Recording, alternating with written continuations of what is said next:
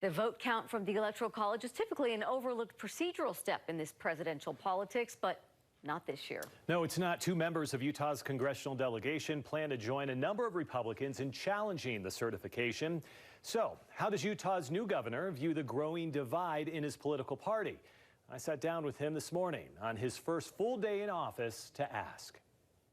Representative Chris Stewart, Burgess owns a plan to vote against certifying the presidential election results. Stewart tweeting this.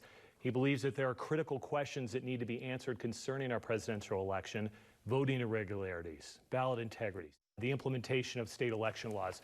Do you agree with any of those? Maybe they know something that I don't. I'm very concerned about what we're seeing in Congress, and I think there's a clear misreading of what the role of Congress is on this. I run elections for the state of Utah. Georgia's been at the forefront of this. I know the governor of Georgia. In fact, he was a former Secretary of State. He ran elections in the state of Georgia. Big Trump supporter, very much a conservative Republican, and the current Secretary of State, who is also a Republican.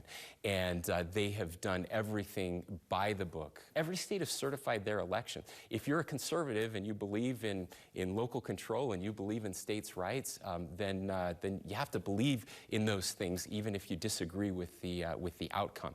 Now, we should always be looking for voter irregularities. We've been through that process. We've had judges appointed by President Trump, judges appointed by Republicans, judges appointed by Democrats.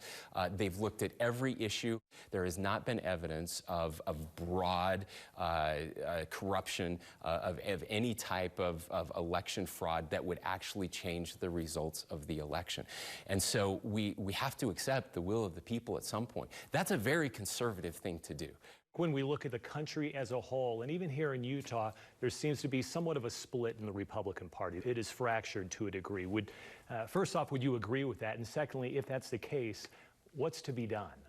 Well, there are certainly fractures within the Republican Party. There always have been. I don't think people knew there was a Donald Trump wing of the party until President Trump came along. Anyone who's read your tweets over the last 4 years or so probably has an idea of how you feel about the president. Do you struggle with his personality? Do you agree with his politics? His style is not my style. You know, it's very divisive.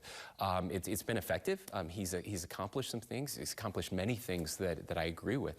But I think we have to ask ourselves, what is the damage that is done long term? I'll point out there's a divide in the Democratic Party as well. I'm much more concerned about the broader divide, the contempt that we're seeing in our country. Politics is supposed to be about convincing people, and you don't convince people through hate.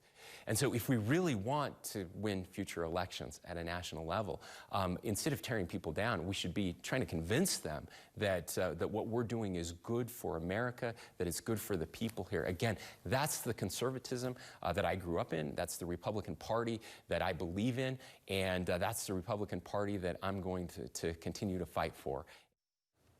And I asked Governor Cox about the top priorities for his first 100 days in office, including plans to improve vaccine distribution in our state. We're going to share those parts from the interview. That's Thursday night at 10 o'clock.